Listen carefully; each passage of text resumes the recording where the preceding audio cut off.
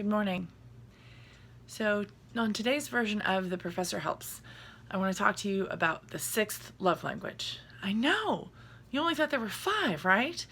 Well, knowing that not everybody has read what I have read, I always like to set the stage, so to speak.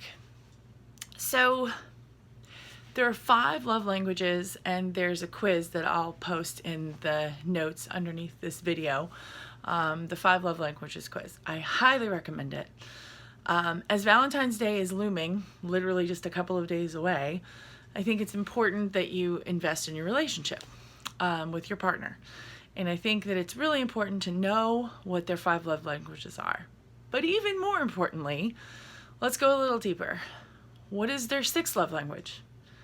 What is their 7th love language? What is their 8th love language? You get where I'm going with this. The thing is that the 5 love languages are a really good start. There are 5 of them, right? So the first one, and of course I'll name the one that means the most to me, words of appreciation, quality time, physical touch, gifts, what's the other one? Acts of service. It's interesting that acts of service was the last one I said because that's my husband's love language. The way it works is that you have a quiz and there's a hierarchy of what's the most important. Everybody loves all of them, but we don't love them equally, right? There's always one that you prefer the most, one that makes you feel the most loved. And it's interesting, if you think about it, when you go to do something for someone, the first thing you think about is what your love language is because that's what makes you feel loved. For instance, mine is words of appreciation. So my first instinct is to go to somebody and say, thank you for that. Thank you for doing that for me. That is wonderful and I really appreciate you. But that might not be their love language. It's my love language. So I know that that's how I like to be loved. But their particular love language might be physical touch. So what they would prefer is a hug. And it's important to think about that because one of my favorite quotes by Mr. Rogers is that, in a world where you can be anything, be kind. And he also has 3 rules for success. One of them is to be kind. The second one is to be kind. And the third one is, you guessed it, to be kind. I think that one of the biggest things I'm saying here is that I've talked a little bit lately about the fact that our marriage has definitely been hard of late. And I think marriage in general is hard and not enough of us talk about this. So I'd like to start a movement where we say, hey, this is hard and we're working on it, because I think that a lot of times in life when things are hard, we give up and we say, you know what, this just isn't worth it. And that's not always true. And sometimes it is true. And I think that one of the things that I'm learning is that the 5 love languages are a low buy-in. It's a small price to understand more about your partner. So I invite you, in fact, I encourage you, when you're done watching this, look at the link that I'm going to post below my video to the 5 love languages quiz and take it with your partner. Make it fun. But before you do that, try to figure out what you think it'll be and then see if you're surprised or if you actually know the 5 love languages. And if you're one of those people who already knows the 5 love languages and knows your partner's 5 love languages, I encourage you to go a little deeper. So one of the things that I'm finding is that even after being together for almost 11 years, we don't know everything about each other. I know, it's shocking. And Gottman, who is another researcher who studied over 80 years of marriages, talks a lot about constantly being curious about your partner.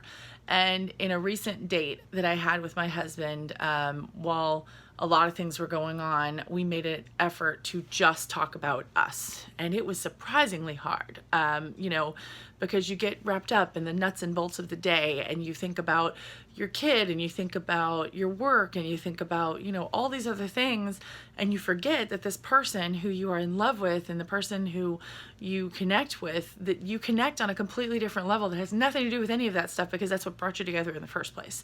So one of the things that Gottman talks about is being endlessly curious about your partner. And that lines up with a quote that I really love that is kind of an amalgamation of Professor Robichaud, who is my acting coach, and myself. He says to be patient with yourself and curious about the process. And that's awesome. I'm going to expound on that and say be patient with yourself and curious about people always. My dear Papa Joe, who passed earlier this year from brain cancer, He had the curiosity gene. He was curious about everyone and everything. And it's one of those things that stood him in good stead. He himself was married for over 35 years. He had a wonderful wife who is amazing, and I've actually grown to have a deeper friendship with her over the last couple of months. We were always close, but his death has actually drawn us closer together. Back to your relationship and your partnership. In these videos, one of the things I hope to do is help inspire you to do something.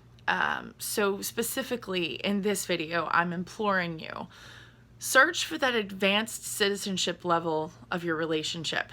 The 5 love languages are a great start. They're just that. It's a great start. The thing that you have to do beyond that is look for that little thing about your partner that isn't going to be on this quiz.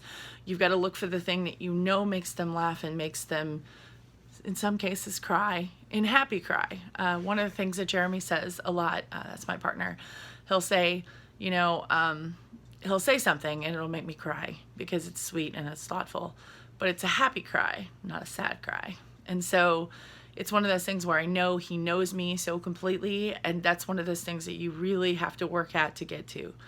And I have to say that, newsflash, in our marriage, we fail more than we succeed. And I think that that's a key to ultimate success as to working on your relationship and finding ways to find that 6th love language. And I have often said that my 6th love language is sixth love language is sleeping in.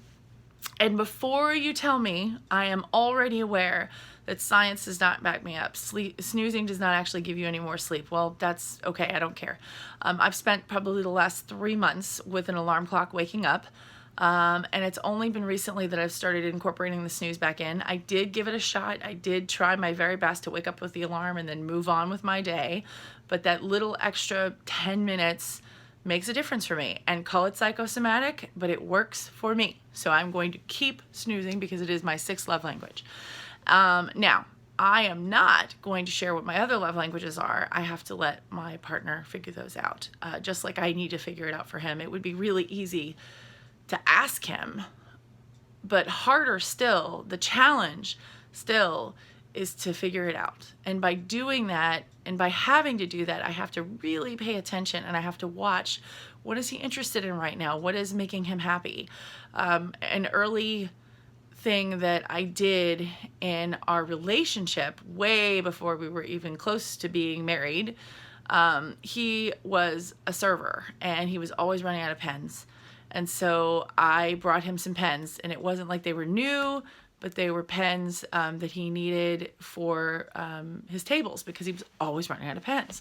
And I left them at the restaurant for him because I had a 9-to-5 job and he worked till 2 o'clock in the morning.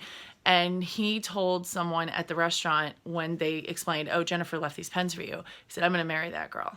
And it's like, he told me that way later. He didn't tell me that then. But maybe one of his love languages is pens. I don't know.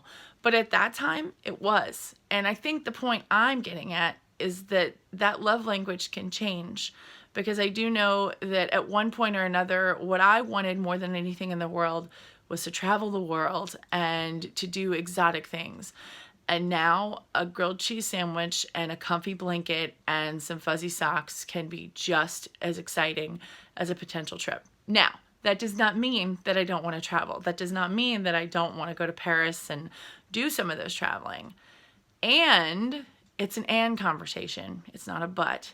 So I love this and I love that. And I think that that's possible and probable. And we all need to embrace whatever it is that makes our partner excited and happy. Figure out what that is. Figure out what their 6 love language is. And you will enjoy a lot greater benefits in your relationship. So while the 5 love languages are a great start, that's exactly what they are. It's a great start. What are you going to do to advance to the next level in your relationship? As we approach Valentine's Day, think about what it is that you can do to learn your partner's extra love languages and what it is you're going to do to express those love languages for them.